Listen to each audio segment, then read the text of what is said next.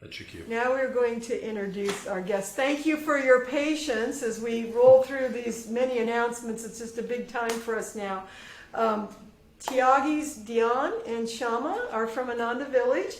They're part of the new wave of leadership and ministry at Ananda Village, and we are so happy to have you. They're active online and in marketing and different aspects, crucial aspects of Ananda's outreach. And so we're so happy that you come to share with us today, and I'm just going to hand it over to you now. So thank you for joining us.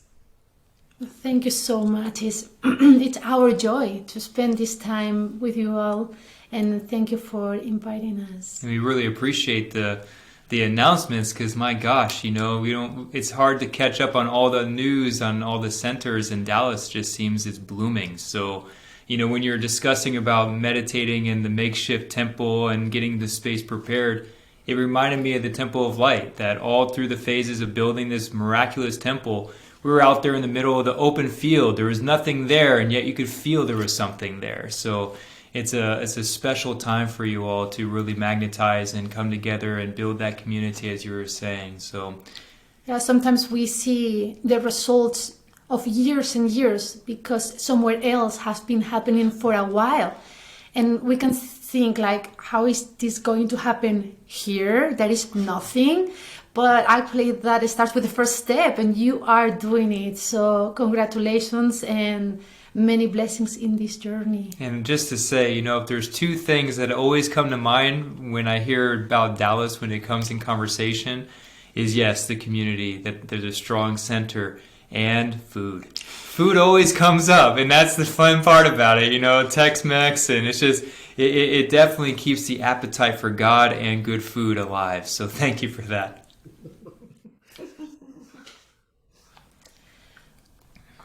So I guess we can go ahead. Go ahead and share. You've got the next part. 20 minutes or so, and then we'll open it up to Q&A and share together. Beautiful.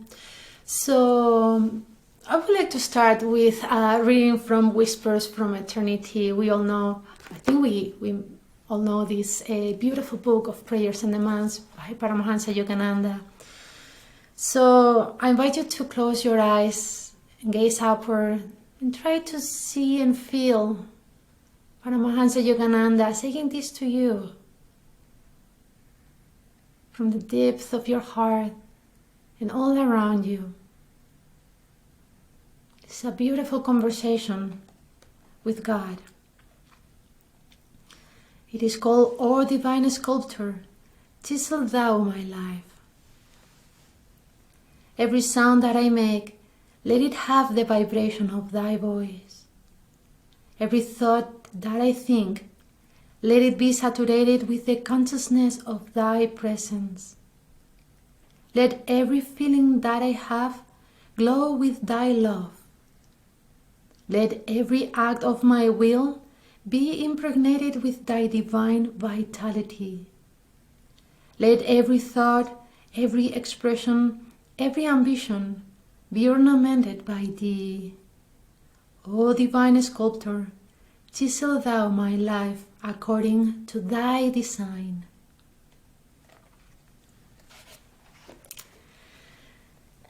And the talk this morning, the talk today, it's about who are the true Christians.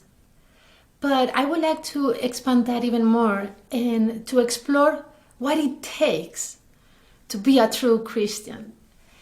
And the good news is that if you have been hearing about these teachings for a while, probably you have all the ingredients, but it's good to remember them and to revisit them and see what it could be our very next step to move forward in this eternal journey, which is going back to the source, to God. So recently I came across this fun article in an online newspaper that it said, "Fake it till you make it. 5 tips from neuroscience."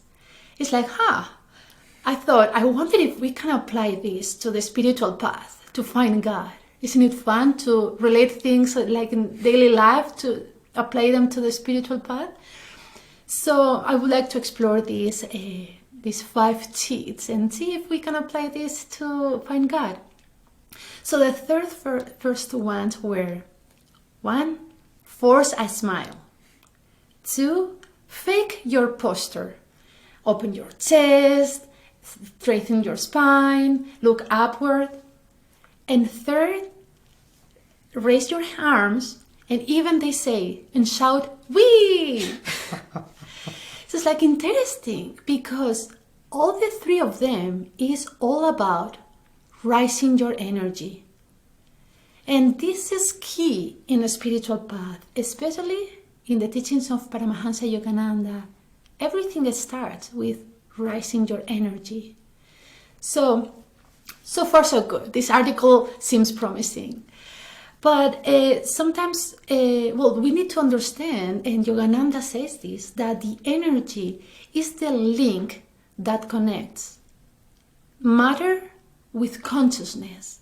And if we get stuck in matter and we don't, when our energy is low, that matter gets heavy and life seems to be like difficult, and our thoughts start to become like maybe even like going into like fear mode, or emotions can get muddy and things seems like difficult. So if our energy is low, it is difficult to navigate in life. We cannot connect with a higher consciousness, with a higher vibration. And it is interesting just to be aware of that, because when we see that things are not moving forward, it is good to ask ourselves, what can I do to change my energy? Recently I had a bug in my stomach, a stomach bug, and my body felt so tired that even the little things felt like a huge endeavor. And my mind wasn't working as normally it does, and everything felt so difficult. And even my meditations were super scattered, but even more scary. My connection with God, my conversations with Master weren't as normal.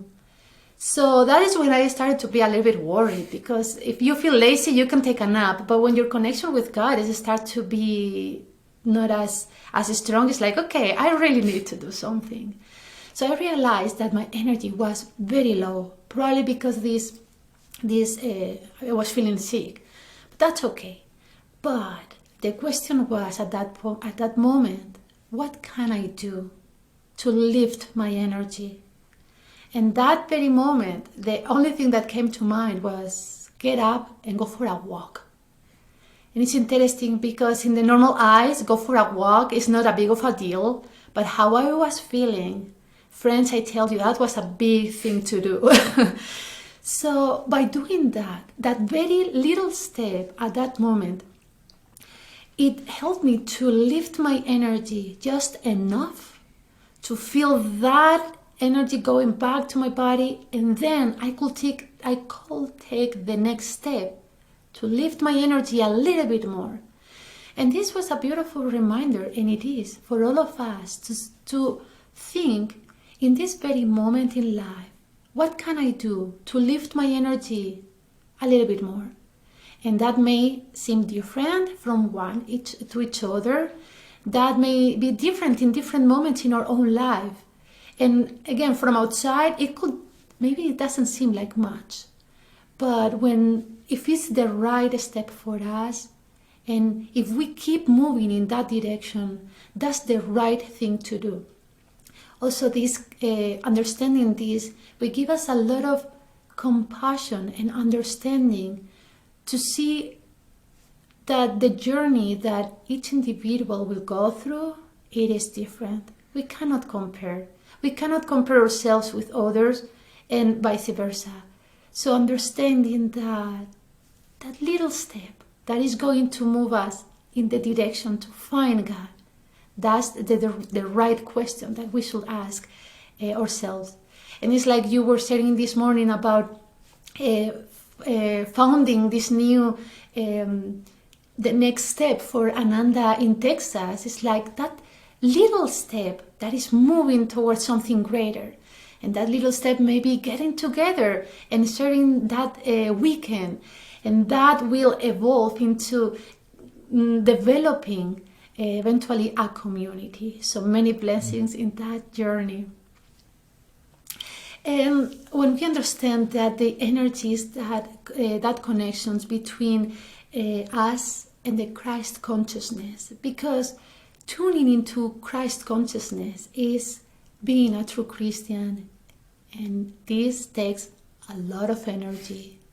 So again, what can I do right now to move in that direction?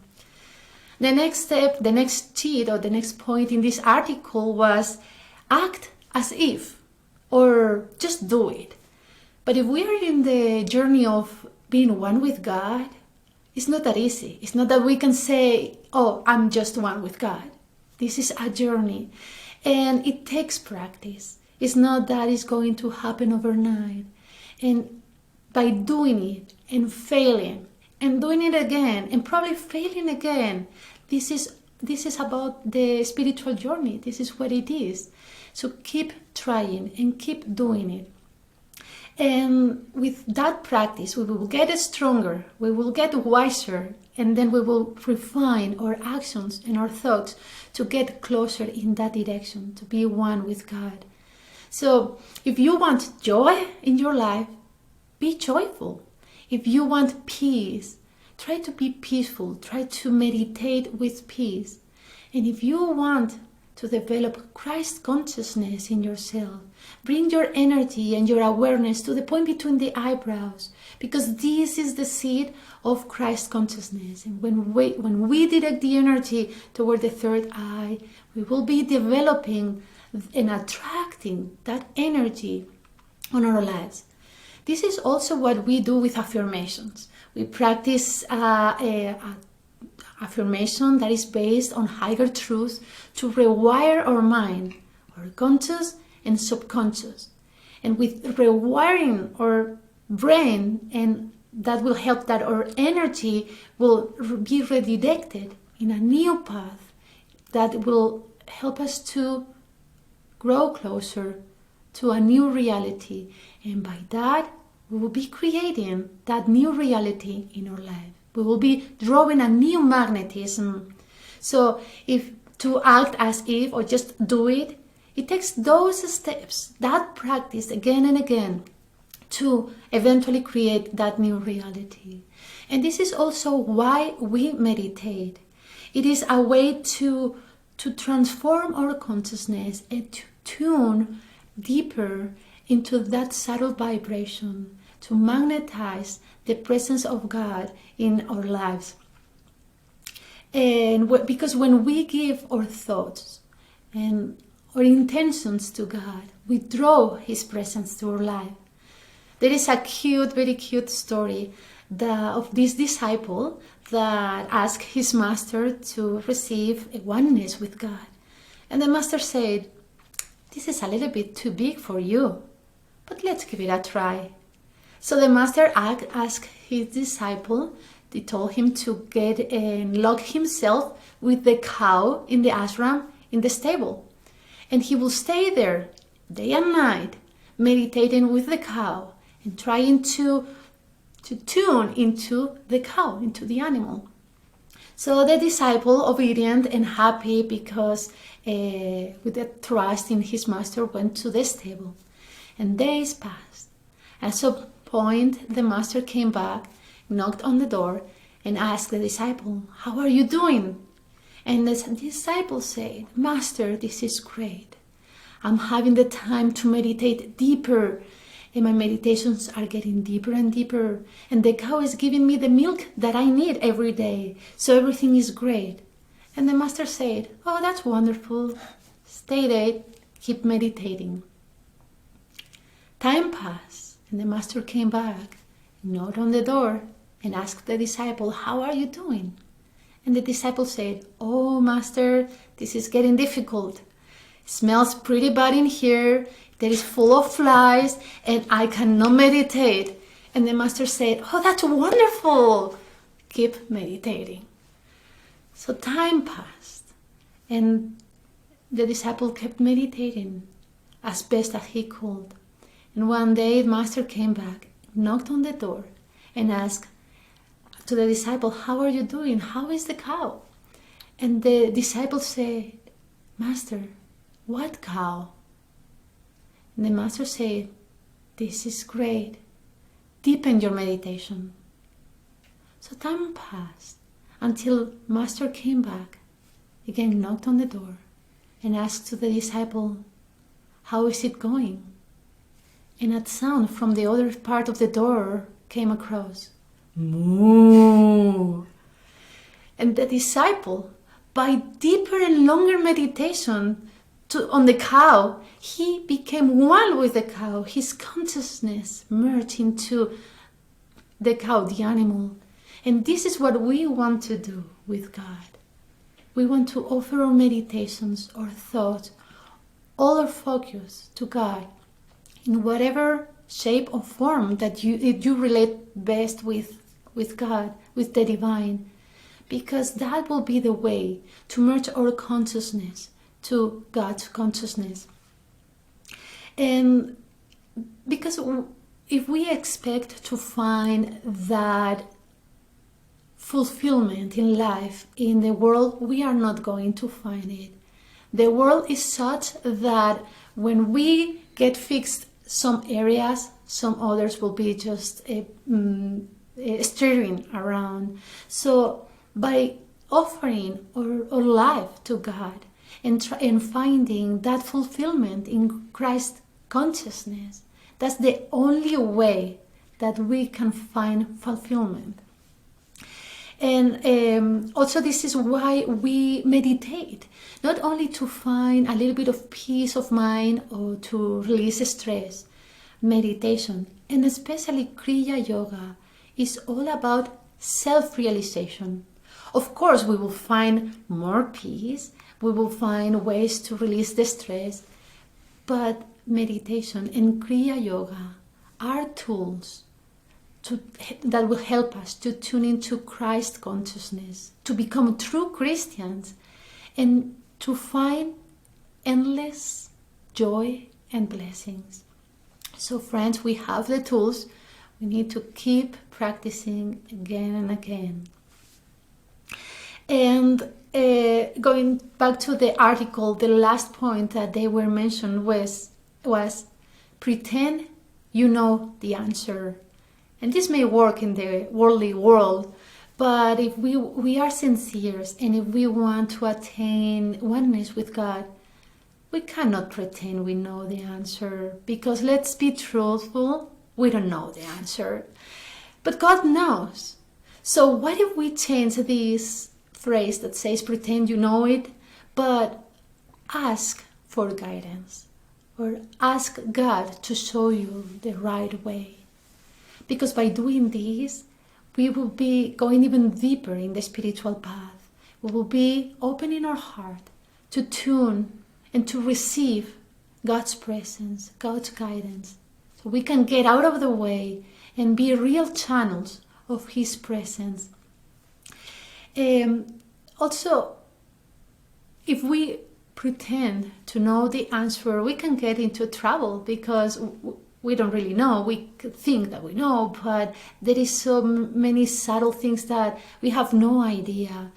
But also because on our sincerity to offer our lives to God, we cannot offer Him our wisdom. One, because we don't know, but also because God is all wisdom.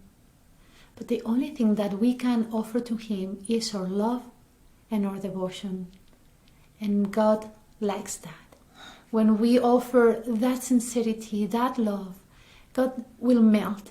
He cannot resist, and He will manifest in our lives. I wanted to share a personal story, and it was when I first came to Ananda village a few years ago. It was around 4th of July, And something impressed me a lot. I saw this group of people smiling all the time, being so joyful, sharing with each other in such a graceful way. Even the movements were graceful. They seemed to be really joyful. And for me, coming from the city, this was a shock. It took me a while to understand this joyful state, because they were really happy all the time. So that really, really touched my heart. And after a while being there, it was 4th of July, it was this big gathering in the main lawn in Ananda village. And Swami Kriyananda was part of this group in this gathering. And after a while, observing the dynamics and this true joy in everyone, and seeing Swami being part also of this gathering, and at some point our eyes met, and I felt like a current flow of energy flowing through my body and up to my brain, and like an instant realization of what I was seeing. It was the manifestation of the second coming of Christ. And these people were the manifestation of the second coming of Christ. At that moment, Swami seemed to smile.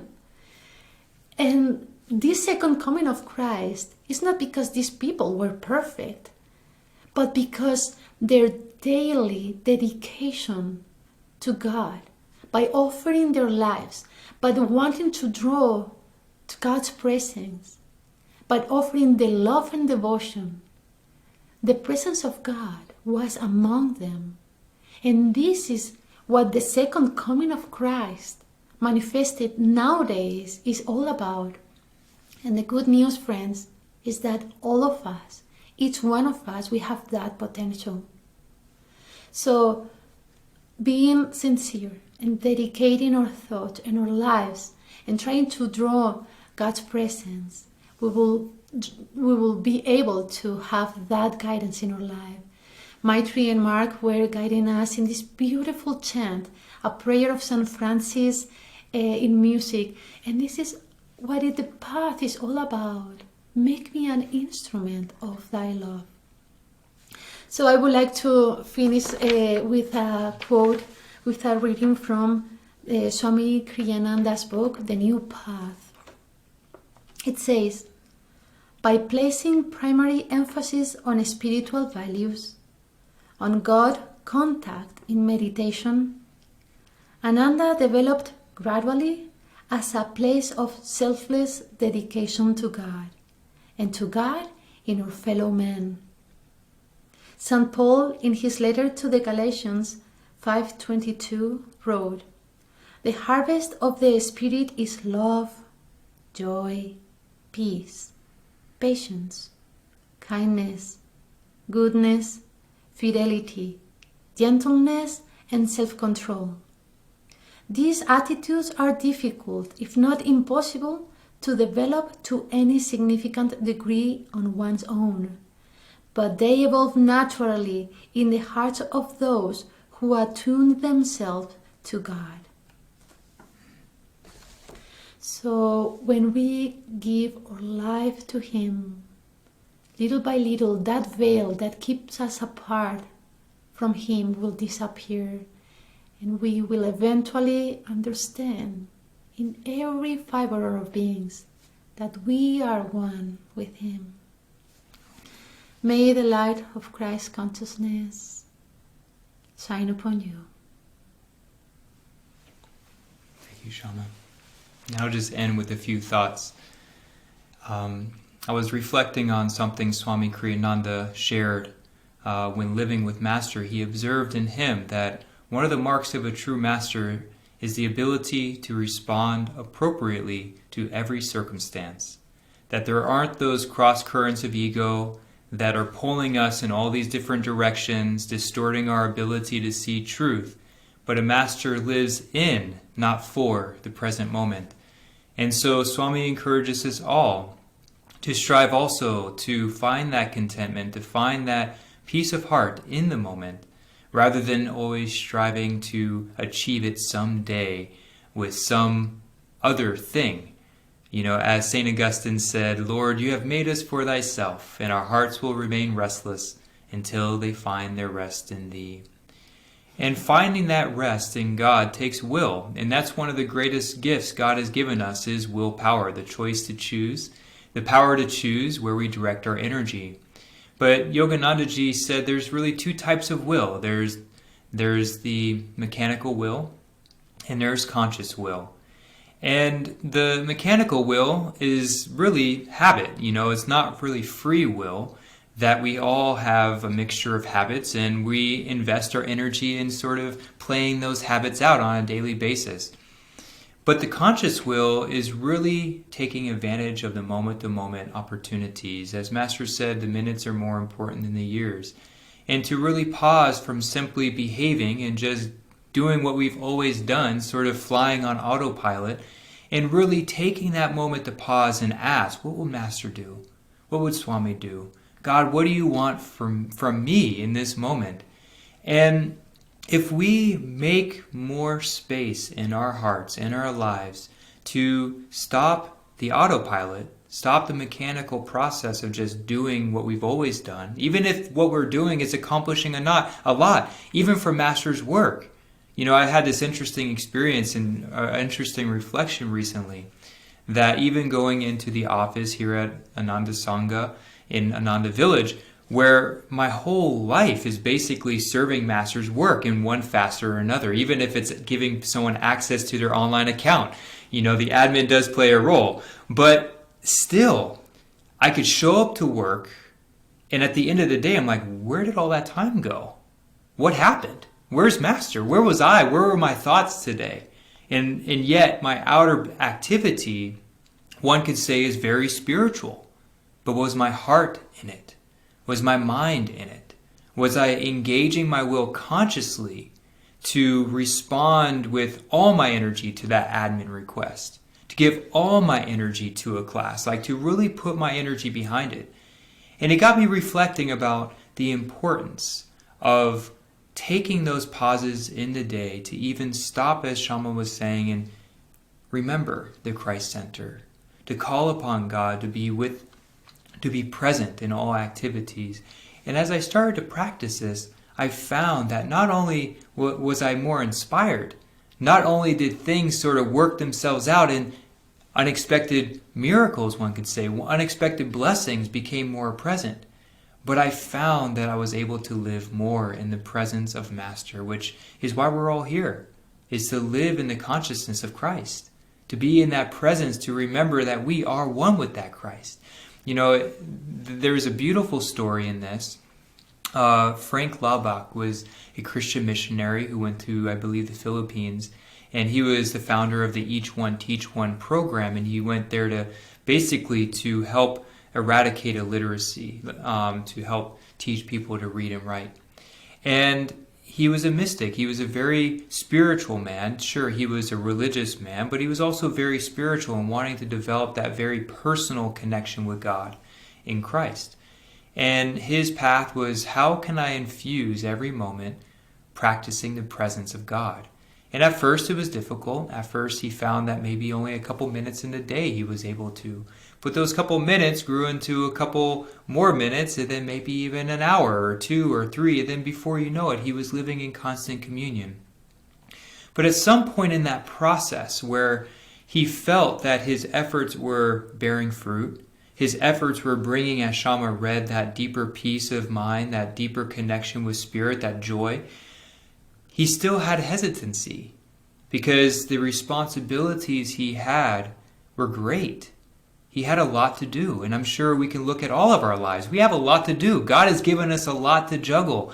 And as Master said, God gave Master a lot to juggle, and he had that vision of Divine Mother. It's like, can't I run the universe? Can't you run a pinpoint in bliss? It's like, okay, can we run our pinpoint in bliss? That's an invitation. But Frank Laubach said, okay, well, what's the priority here? Because communing with God has offered so much joy, so much connection. And sure, the responsibilities are there, but I have to. My vocation calls for me to focus on this direction of the spiritual. And so as he continued to do it, he sort of put on the back burner all his responsibility, not neglecting it, but giving it to God.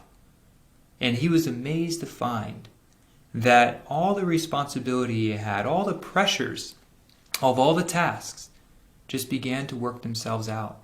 And he found that not only was he able to accomplish everything, but with greater ease, with a greater sense of joy. And it was just this natural extension of this divine attunement that brought him more into that present moment of being one with God and being able to access all the solutions one needs in order to be fully successful in this life. So I just want to end with the reading from Matthew, from the Bible. And this reading is just something that, when we talk about, what are the true Christians? This came to my mind, and it's something that I've really tried and continue to try to really live by, because the more we can put our trust in God, and the more we can see everything that comes to us is coming from God, not only the more happy we will be, but everything in life will just be taken care of. And when the challenges come, we see it as a gift from Master. If we recall Swami being really extricated from Self-Realization Fellowship, Anandamoy Ma said, take it as Guru Kripa. Take it as your Guru's grace. And he said, how could I see that as being my Guru's grace? But in the years to come, he saw that everything that followed was really coming from what he needed, as Shayma was saying, his unique path to God. And if he stayed in SRF, he wasn't able to do that. And so it was Master's grace. Everything we encounter in life, challenges and blessings, that's coming from our Guru, that's coming from God to help lift us. So let us take this reading from the Bible into our hearts and try to feel that conviction that everything we need is found in God. This is Jesus, the great avatar. Therefore I say unto you, take no thought of your life, what ye shall eat, and what ye shall drink, nor yet for your body, what ye shall put on. Is not the life more than meat, and the body more than remnant? Behold the fowls of the air, for they sow not, neither do they reap, nor gather into barns, yet your heavenly Father feedeth them. Are ye not much better than they? Which of you, by taking thought, can add 1 cubit unto his stature? And why take ye thought the remnant? Consider the lilies of the field, how they grow. They toil not, neither do they spin. And yet I say unto you, that even Solomon, in all his glory, was not arrayed like one of these. Wherefore, if God so clothed the grass of the field, which today is, and tomorrow is cast into the oven, shall he not much more clothe you, O ye of little faith? Therefore take no thought, saying, what shall we eat, or what shall we drink, or wherewithal shall we be clothed? For after all these things do the Gentiles say, for your heavenly Father knoweth that ye have need of all these things. But seek ye first the kingdom of God and his righteousness, and all these things shall be added unto you.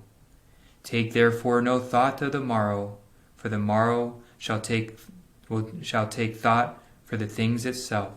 Sufficient unto the day is the evil thereof. Om.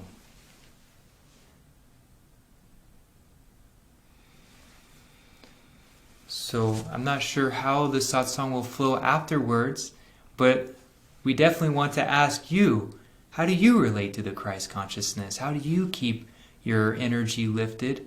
And what does being a true Christian or being a true yogi mean for you? We would love to hear your thoughts on this subject as well. Put you in the hot seat a little bit.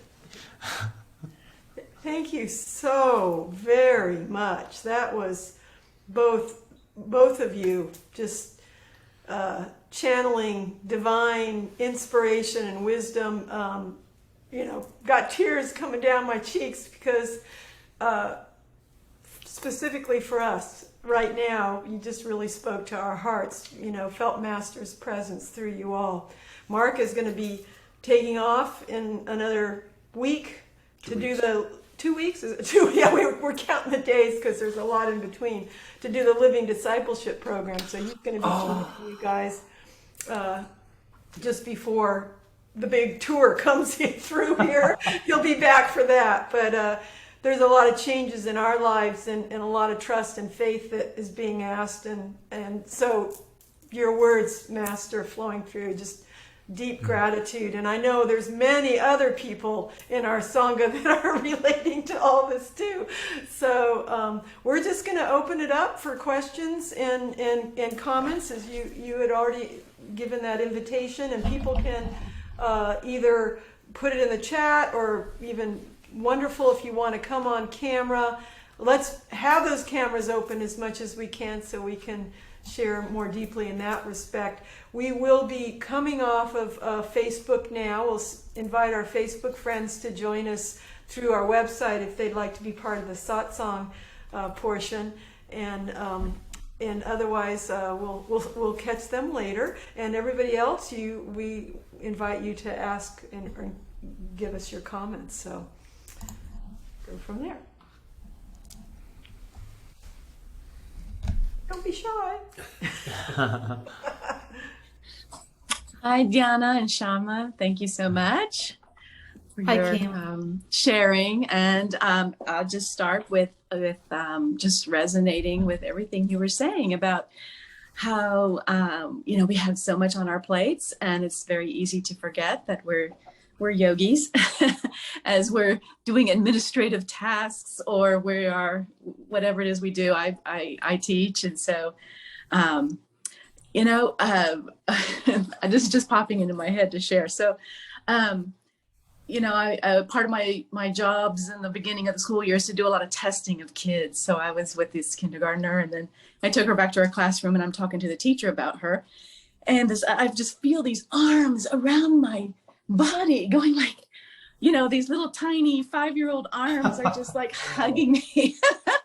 And I was like, I got the thought that, this is like Divine Mother or something, it's like some kind of, but it was a very loving child who was like, oh, you're so squishy, so, which I am very squishy. It was so sweet. And it just kind of touched me in that moment, because I took it for the innocence of this child, but also I kind of took it as like from Mother, which was very, very sweet. But like you say, sometimes we just go the whole day and don't remember. And I just take solace from Yogananda saying the same thing happened to him when he was in Boston. And so I'm like, okay, we just keep trying every day to just kind of pause and remember. And I do find that things just, when I really remember it is when things just flow from me so easily, like timings are perfect, and answers come so easily, and work gets done so smoothly, and people are happy around me. So then I feel like, okay, at some level, something's happening here. But yeah, that conscious connection is something I'm going to try to do more often, to just, pause and connect there during the day. Yeah, thank you. Of course, thank you. You remind me, and I'll just share briefly, when Shayma and I first got married and got together, obviously it was very wonderful time in our lives. And people were saying, oh, you're in the honeymoon period. And it struck me, it's like, wait, why should the honeymoon only be a period, And it's like even the spiritual life, people say, oh, when you first get on the path, there's this initial period where there's all these synchronicities and this awe-inspiration, and oh my God, everything feels connected and one, and just there's a lot of inspiration. And I've just been reflecting, why does that need to end? Why do we need to, why do we reach that point where we sort of just get used to it, or just sort of complacent in that? And it's just like, yeah, we need to work at it, like Shayma was saying, but that's, I think, why Jesus said, suffer little children come on to me, is that childlike purity of just saying, what's in store for today? You know, what blessings are in store through these interactions, even if they seem mundane, but how can I at least bring life to them? Like Shayma was saying, if you want joy, bring joy. You know, if we want inspiration, let's bring inspiration. And we have the greatest tools to get that energy moving in that way.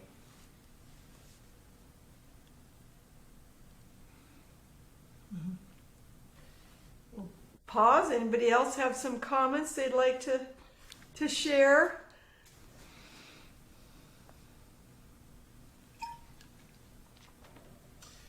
Well, while we're waiting, I'm just going to say that I can't imagine your comments being more perfect than for me, for where I am right now, because Mike kind of alluded to it a little bit, but I found out 2 weeks ago that the job that I've been in for 23 years will no longer be mine, and so I'll be, needing to move on. And one of the things that first came to me when thinking about this was simply was seek ye first. And so, pardon me for a moment, just everything you said, and thank you for that little story about Swami with Anandamoyi Ma. That's also a great story, because I can imagine, if he could if he could overcome that kind of human disappointment to accomplish what he did, then I can too. So thank you very much. Absolutely, thank you. And it's not easy. Like, life throws at us situations that we really, really need to put our faith, because it's new, it's scary, it's something that we have no idea. We don't control that, and that's scary. And when, as Mark, we have been doing something for decades, and then it's a new reality. It's, from our point of view, we have no idea, and when we don't control, that can get very scary. But that's when the big test comes, and really putting our faith in God and putting out the prayer and say, God, you guide me, because I have no idea. And again, it doesn't matter what it is. For different people, will be different situations that scares us. But by really bringing God's presence and God's guidance, and living like that day, and say, what do you want me? Show me the way. And giving that total faith, which is scary, that's actually the only way to do things. Because if we go into automatic pilot, as Dhyan was saying, we do our job, and so what? It doesn't matter what we do, but we can spiritualize what we do, whatever it is, when we bring God's presence. Yeah. Well, and I liked also what you said, Dhyan, about the things just kind of falling into place when these things come up sometimes, because I can't, the number of things that have kind of transpired in the last 2 weeks has been amazing. How all the pieces are kind of dropping into place to kind of. Wow. It was interesting because. Okay, go ahead. No, please do. Oh, I was just going to say we had just gotten back from 3 weeks of blissful vacation in California. We were in a couple different places of Ananda, and then another place as well. And the morning that we woke up to fly back, we were staying with Victoria in Sacramento, one of our guru bhais, and she just bought this sweet little house and beautiful little meditation room too. And anyway, that the last thing is I was waking up to catch the damn flight, so it was like 4 o'clock in the morning. Is I had this dream, and it was interesting because it was a dream of a priest, nobody I know, and he was singing this little song to me. And I don't remember the tune now, but at the time I can remember the feeling of how it was very uplifting. And it was for something like, joy in the present moment, finding joy, and it was like, oh, this is a nice little gift this morning. And then, fast forward to the next morning, which is we were back in Dallas, and the fateful phone call came of, no longer have your job, you've been laid off, So it was like, wow, this is for sure, but what a clobber. So it was interesting. But it's like you said, you work to keep the energy moving, to lift the consciousness, and then you start to feel like you're not alone in this, and you're pointed in the right direction. And just really happy that Mark is going to take this opportunity, because it seems in some respects like not a good time to do it. Not good for Ananda in Texas, because he's one of our main people here putting things together. And then, all of our, other friends, co-workers and stuff are saying, you need to look for that job right away. You need, so it's just sort of, it's interesting. We're really are it all in Divine Mother's hands, and we'll see what the adventure brings. Yeah. So, it's funny because I know, especially myself, but when we get on the path, we're like looking for all the positive signs of spiritual progress. Like, are we feeling more joy? Are we feeling more love? Are we, feeling more freedom in our lives? And all these things are good, but we sometimes we don't want to see. Actually, martyrdom is part of spiritual progress. Like, the more we're tested and the more, God puts on our plate, and really the more we're called to let go. God doesn't, he won't, like, just like in school, we won't ask of a kindergarten student what we ask of a high school student, but when we're growing and we're really earnest about finding God, he will give us those things that tests. Now, I want to say test, that purifies us, that leads us to that state of freedom. And naturally, when we're dealing with attachments and identifications, that's uncomfortable. I mean, that is uncomfortable. And I remember a time being in Los Angeles, and I just feel such a deep heart quality in this group right now, just being so transparent and sincere that I feel to share this, that I went down to LA, and I thought I was moving to LA to help serve Ananda LA down there years ago.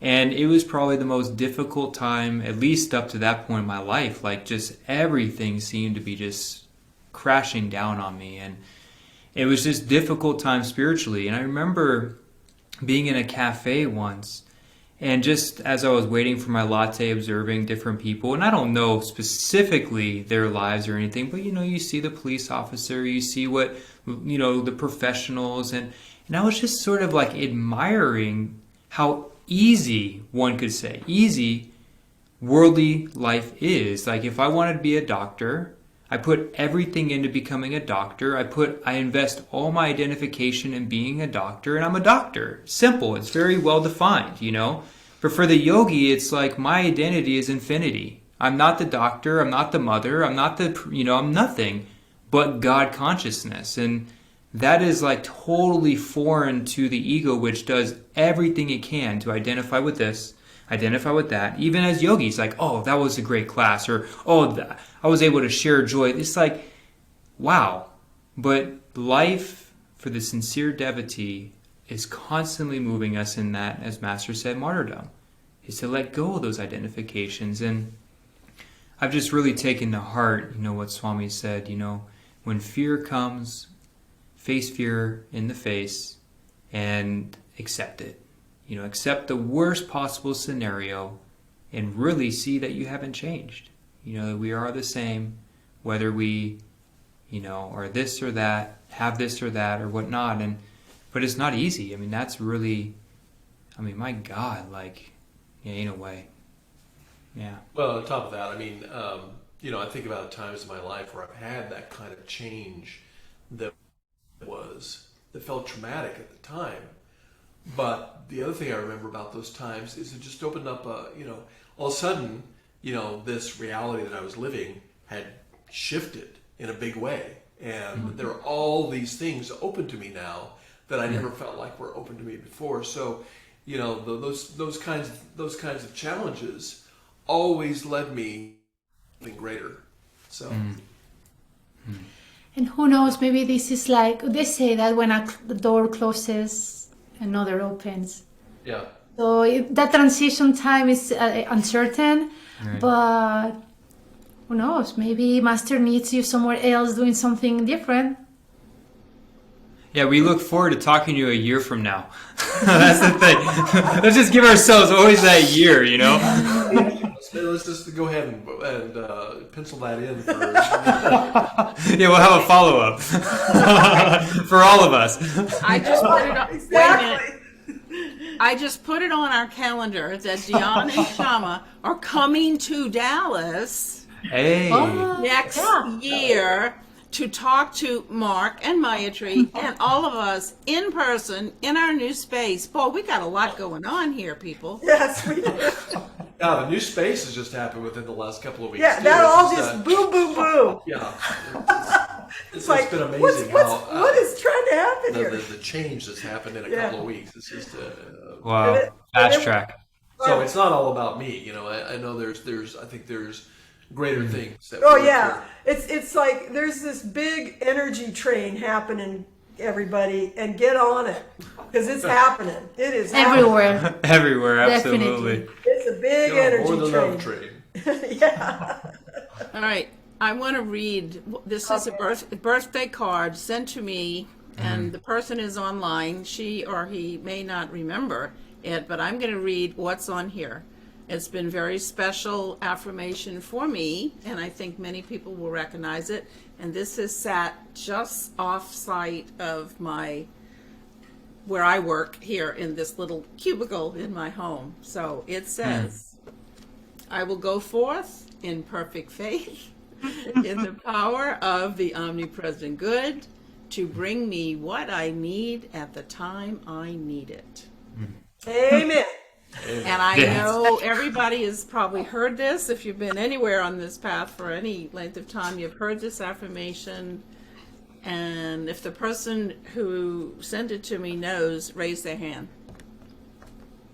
Well, I think I know about that card, but I don't know if I Okay. said. Yeah, it was Mayatri. I bought another one when I was at Ananda a few weeks ago before all this happened because I thought I just love this card too. Well, now give it to yourself. Yeah, we were talking about that. We need to pull that one out and put it in a big Yeah, I banner. knew that affirmation came very strongly into my mind recently, and I knew it was because of that card. But it's like it's perfect. Wow. Well, and for me, during all this pandemic of, oh gosh, we let go of our space that we've had for so many years. Now we're only online. This affirmation applies to everything. Getting our new spiritual home, which is now signed a lease. Wow. I think Babaji signed that lease. And exactly what we need when we need it in our own lives to take care of our families. It applies to everything. This is the universal truths, the universal words, if you will, of truth. And just apply it to everything going on in your life, everybody online, because, that's what I do. Not that I can always do it so gracefully, but some days better than others. Anyway, I would like to speak to what Dhyan said. Is that your name? Is that how Dhyan. you, Dhyan, how you? I just so appreciate all you've had to say. I really, really do, because I've been on this path for about 5 years. And sometimes I've just had the greatest of struggles. And a lot of them I have realized it was because God wanted me to learn certain things that he didn't feel like I had perfected. And one was I'll not give a lot of examples, but one was forgiveness. And I have practiced forgiveness for some neighbors who we had some just kind of disagreements. And I worked on forgiving them. I just kept doing it when I would think of it or when I would pray and meditate. And it took 3 years. But I realized that God really wanted me to get that message. And there have been other things like that. And I have come to realize that they're God's way of teaching me. And sometimes it's not easy, but it's okay. You know, especially when you really get it, that it's God. When you really get it. So I just appreciate what you had to say. Thank you very much. Thank you, Carolyn.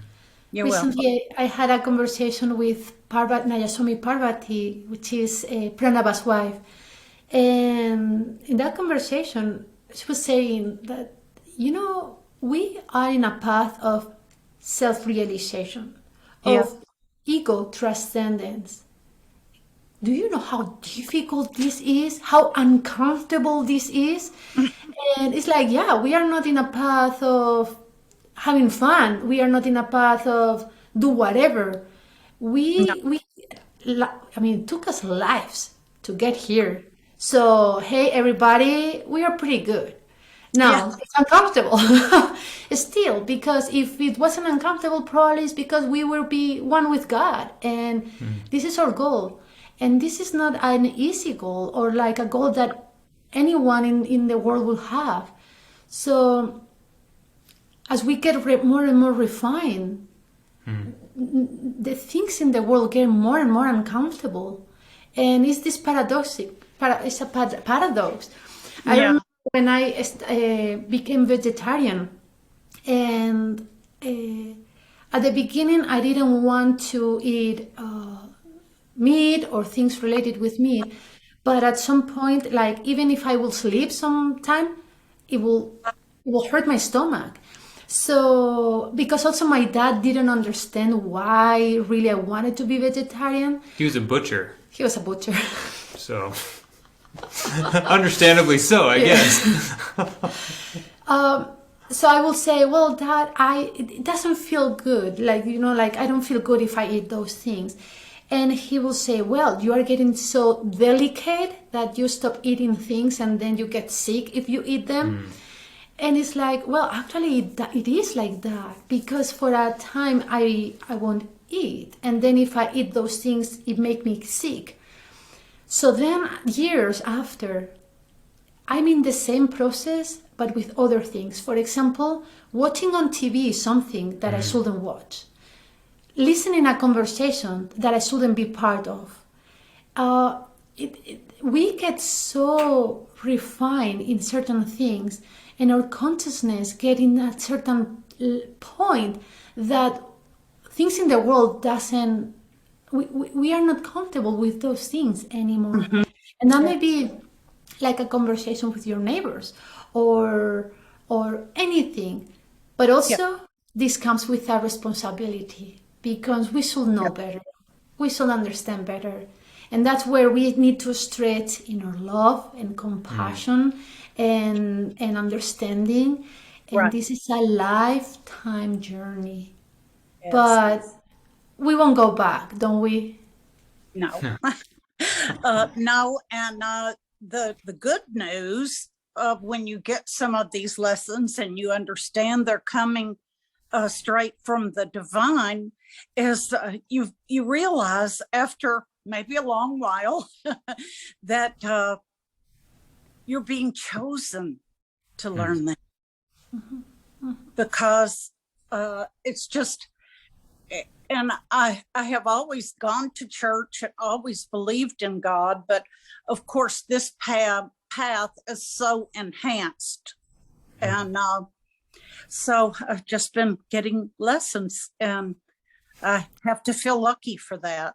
Yeah, definitely, Carolyn. So thank y'all so much. I usually don't talk much, but when your husband was talking about it, I said, oh, I've got to speak up here because I feel like kind of lucky that I'm getting lessons. Mhm. You know, it means I have connection. Right. Definitely.